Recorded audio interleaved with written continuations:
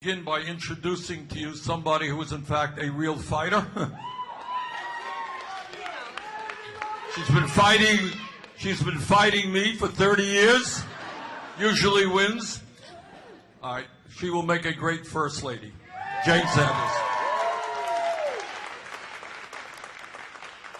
Let me thank all of you for coming out on this beautiful New England morning. Our campaign in this historical election, this election is probably the most consequential election in the modern history of America. And it is absolutely imperative, not only for our sakes, but for our kids and our grandchildren, and I have 7 grandchildren, that we defeat this most dangerous president. This is, and I say this to folks in New Hampshire, and I know not everybody agrees, with everything I say, but I think what we can agree about is that we cannot continue having a president who is a pathological liar. We cannot continue having a president who is a bully, who is a racist, who is a sexist, who is a homophobe, a xenophobe, and a religious bigot. We can disagree on policy. That's called democracy. Disagree with me on health care? Fine. Disagree with me on foreign policy? Fine. But I will not be lying to the American people every single day about everything.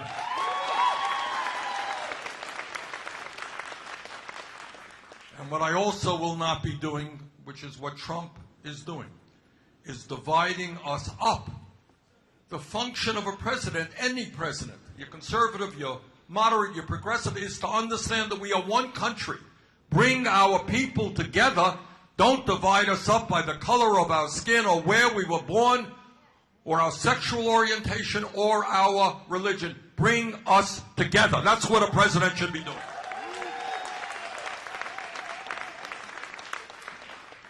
Now, I believe we are the strongest campaign to defeat Trump, because in Iowa, as all of you know, when they finally got around 8 months later to count the votes, we ended up with 6,000 more votes on the first ballot than anybody else. We ended up with 2,500 more votes after realignment. From where I come from in New England, when you get the most votes, you usually win the election. And the reason we did well in Iowa, and the reason I believe we're going to do very, very well here in New Hampshire, is because we have an unprecedented grassroots movement. Yeah, we got TV ads and we got radio ads and all that stuff. But we have had thousands of people knocking on doors, talking to their neighbors all over the state. I am told that on Saturday alone, our volunteers knocked on 20% of the doors in the state of New Hampshire in one day. And as we speak, that is exactly what's going on in Nevada. It's going on in South Carolina. It's going on in California. It's going on all over this country. So we have an unprecedented grassroots movement, which is what you need to defeat Trump. What we have also done in this campaign, and I want everybody here to be very proud of that, what we have done is change the nature of the game in terms of funding campaigns. All right? Historically in America, what candidates do is, I need a lot of money to go to some millionaire's home, sit around, raise a lot of money. Even in the newspapers today, you can see candidates conferring with their donors. You are my donors. We don't go to rich people's homes and get advice from millionaires and billionaires who are raising all kinds of money. And I am extremely proud that in this campaign we have raised more campaign contributions, close to 7 million contributions from more people, over 1.5 million, averaging $18.50 a contribution, than any candidate in the history of the United States of America.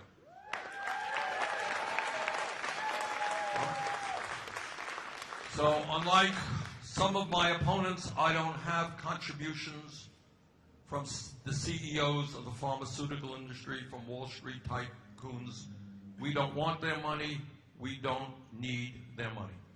So number one, we are the strongest campaign to defeat Trump because of the nature of our campaign, which is a grassroots working class movement. Number two, we are going to defeat Trump because we have the agenda that speaks to the vast majority of the people in this country. Whether you're a progressive or whether you are a conservative, you understand you can't make it on 11 or 12 bucks an hour. You know there's something wrong when half of our people are living paycheck to paycheck. That is why we're going to raise that minimum wage to a living wage, 15 bucks an hour. Whether you are a man or a woman, you know there's something wrong when women make 80 cents on the dollar compared to men. We're going to have equal pay for equal work. And you understand that there's something wrong when millions of workers in this country want to join unions, are unable to do so. That's why we have a piece of legislation in which will allow millions of people to be able to join unions, double union membership in the next 4 years. We are the richest country in the history of the world. Something wrong when we give tax breaks to billionaires and have a dysfunctional child care system. We believe in universal, high-quality, affordable child care for every family in America. We believe, I know it's a radical idea, we believe in education. I know, hey. And when you believe in education, you believe and appreciate educators. That is why we're going to triple funding for Title I schools, low-income schools, and we're going to work to make sure that no teacher in America makes less than $60,000 a year. Teachers do enormously important work for this country. They need to be respected, and they need to be remunerated. And when we talk about education, again, this is not radical stuff. In the year 2020, every person in America who has the ability and the desire should be able to get a higher education. That is why we're going to make public colleges and universities tuition-free. Now, 4 years ago when I proposed that seemed like a radical idea. It ain't so radical now because that's what states and cities and communities all over America are doing. And I'll tell you something else, and this is thinking outside of the box. And that is, 12 years ago, the United States Congress, against my vote, bailed out the crooks on Wall Street who nearly destroyed our economy. 2 years ago, Trump and his friends gave $1 trillion in tax breaks to the 1% in large, profitable corporations, such that companies like Amazon, which made over $10 billion last year, did not pay 1 nickel in federal income tax. If we can bail out Wall Street and give tax breaks to billionaires, we can cancel all student debt in this country. And I'll tell you something else. An issue that I have felt passionately about way back when I was mayor of Burlington, Vermont, a few years ago. And that is that health care is a human right, not a privilege.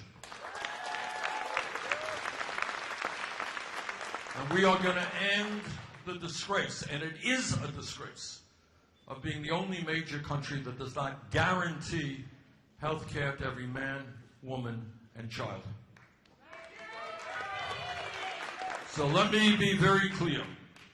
The function of a rational and humane health care system is to provide quality care to all, not to make huge profits for the drug companies and the insurance companies. Let me say a word about the pharmaceutical industry. And you're lucky that I don't have a lot of time here, so we can go on for several hours. Pharmaceutical industry is not only extraordinarily greedy, and almost every year they are at the top of the list in terms of profits. They're corrupt. They're corrupt. They engage in price fixing. They engage in collusion. Last year, I took a group of diabetics from Detroit over the Canadian border to buy insulin. Do you know what the differential in price for the same exact product made by the same company in Canada was compared to the United States? Who knows? It was 10%. People fighting for their lives were able to buy the product they need to stay alive for 1/10 the price. And it's not just insulin. Many, many other products we pay 5 times, 10 times more than the people in Canada, Europe, Japan, all over the world. Why is that? It has everything to do with the fact that the pharmaceutical industry has spent billions of dollars in the last 2 decades in lobbying and campaign contributions. Look it up. They have given campaign contributions to all the Republicans, not all, but most of the Republicans, many Democrats, and now they are in a position they can do anything they want.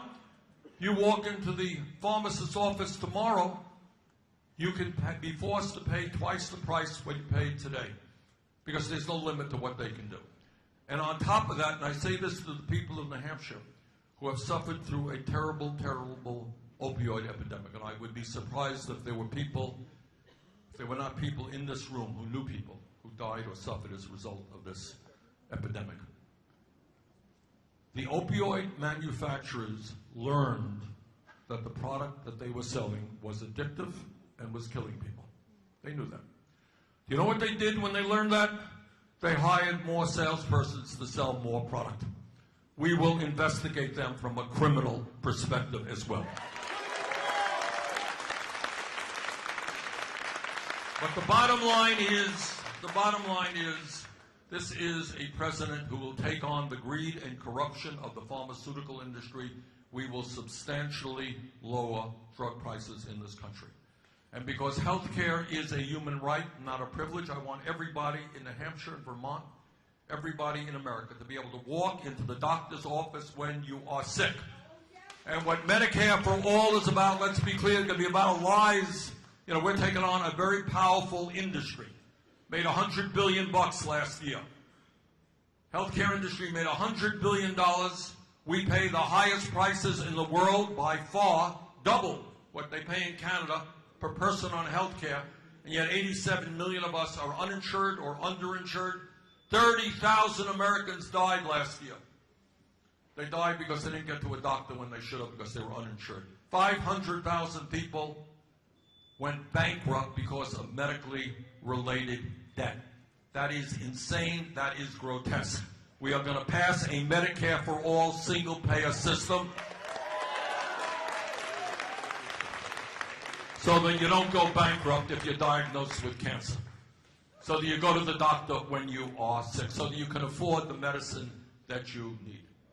There's another issue out there that we have got to deal with. We cannot push it under the rug, and that is the crisis of climate change. Now, Trump is an embarrassment to many of us for many reasons. But in terms of climate change, he is not only doing horrific damage to our own country, but to the entire world. So let me bring forth a radical proposal. Are you ready for a radical proposal on a rainy morning? Here it is. Our administration will make its decisions based on science. Based on science, not right-wing extremists. And what the scientists are telling us, and this is scary stuff, it's not just that climate change is real, not just that it's caused by human activity, not just that it's already doing devastating harm around the world, but that they have underestimated the speed and severity in which climate change is ravaging this planet. Turn on the TV today. Australia is burning. You all saw what happened in California. Drought will impact agriculture in America. Growing seasons will be shorter. We'll not be able to produce the quantity and the quality of food that farmers used to produce. We're talking about more extreme weather disturbances. 2 months ago, Venice, Italy, underwater. Houston, Texas, underwater. Expect more of that. Expect more rising sea levels. Major cities in America, whether it's Miami, Charleston, New Orleans, New York City, partially, completely underwater by the end of the century. Parts of China, parts of Bangladesh, Vietnam, underwater.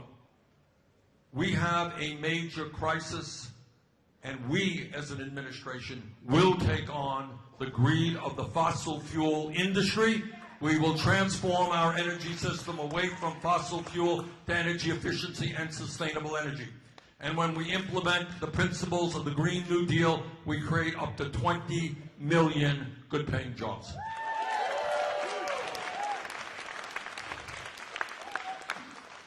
And what this campaign is about is being honest with the American people, not running away from some of the very serious issues that we face. And one of those issues is, I got to tell you, is we have a broken and racist criminal justice system. All right, I don't want this country to continue having more people in jail than any other country on earth, including China, a communist authoritarian country, 4 times our size. We have more people in jail than China does. Something wrong there. So what we are going to do is get at the root of the problem. We're going to start investing in our children, our young people, in jobs and education, so they're able to stand on their own 2 feet, go out in the world, get good jobs. We invest in jobs and education, not more jails or more incarceration. We're going to end private prisons and detention centers in America. Corporations should not make money by locking up people. We're going to end the so-called war on drugs and legalize marijuana in every state in this country. And when we talk about broken systems, we're going to stop the demonization of the undocumented. All right?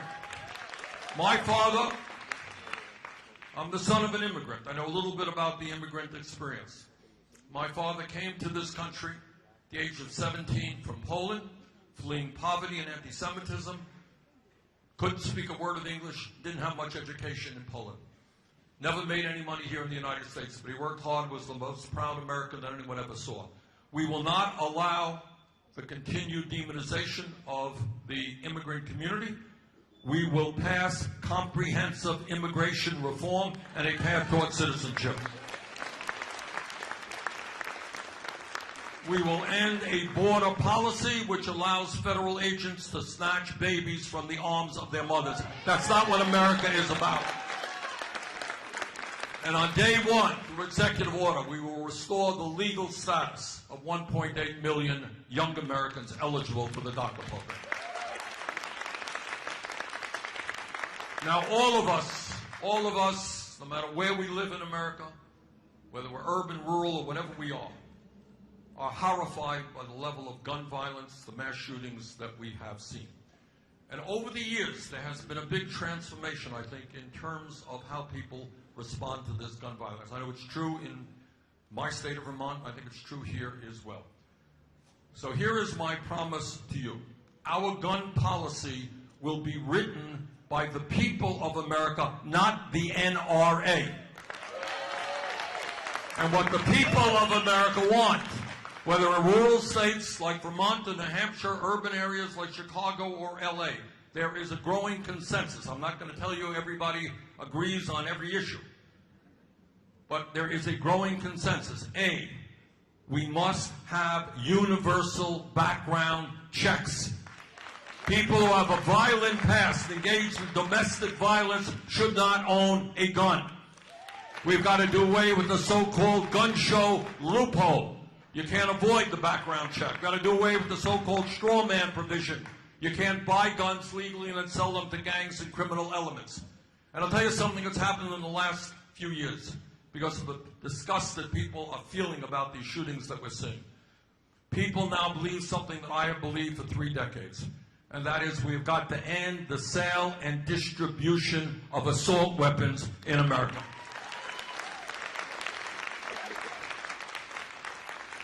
Now, I am a United States Senator. I'm on the floor of the Senate often, and I hear a lot of speeches from my colleagues, including conservative Republicans. And as you know, their mantra is they believe in small government. They believe in getting the government off the backs of the American people. Well, I say to those hypocrites, if you believe in getting the government off the backs of the American people, understand that it is women who must control their own bodies, not the government.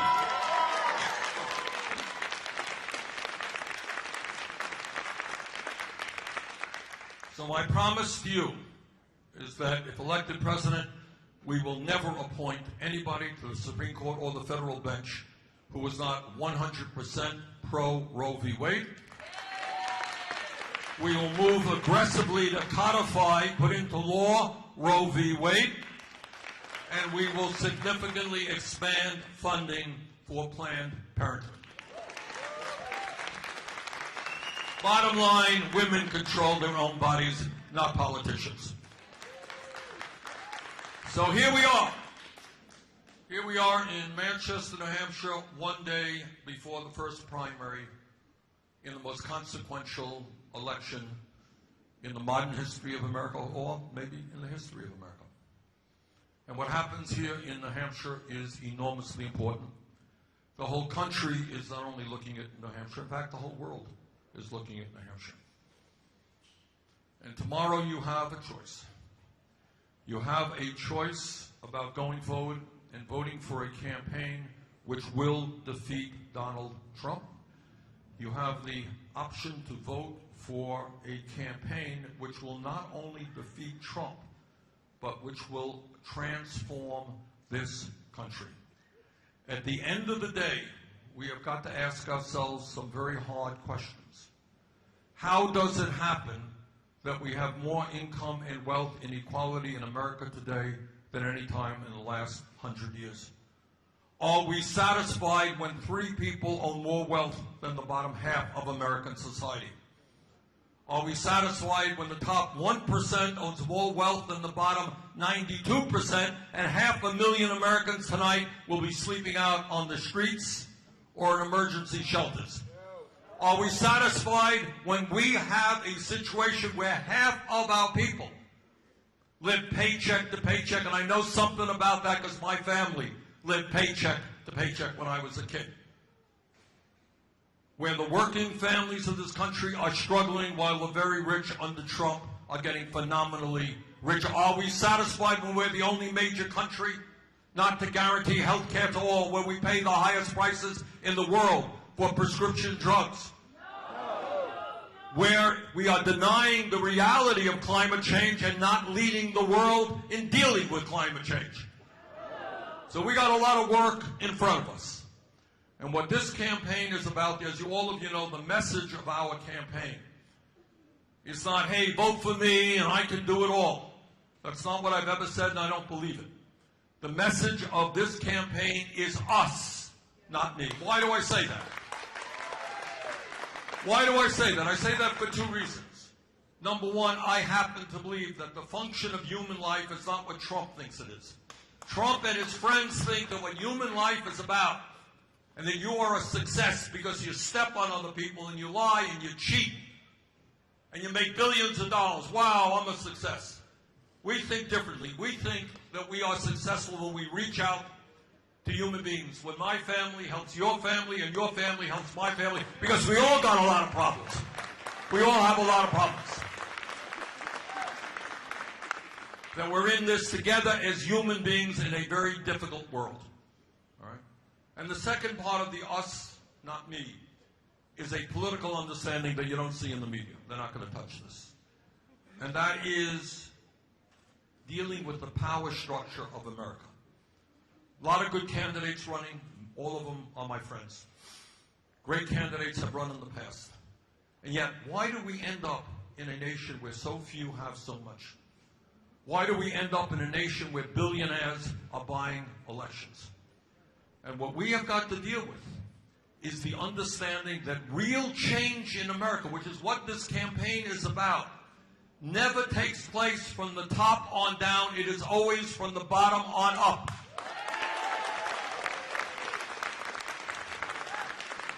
That is the history of the labor movement, the history of the civil rights movement, the history of the women's movement, the history of the gay rights movement, the history of the environmental movement, the history of any movement that has brought about significant change. It is when millions of people stand together and say, you know what?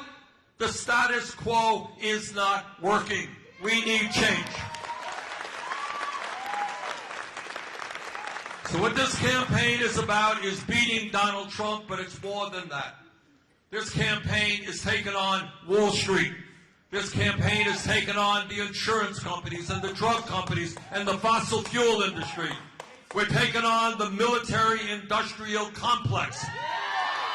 We're taking on the prison-industrial complex. We're taking on the 1% and telling them that under our administration, yes, they will start paying their fair share of taxes. So that is what tomorrow is about. It's about bringing our people together to begin the process to end the presidency of Donald Trump and to transform our country so that we have an economy and a government that work for all of us, not just wealthy campaign contributors. Thank you all very much.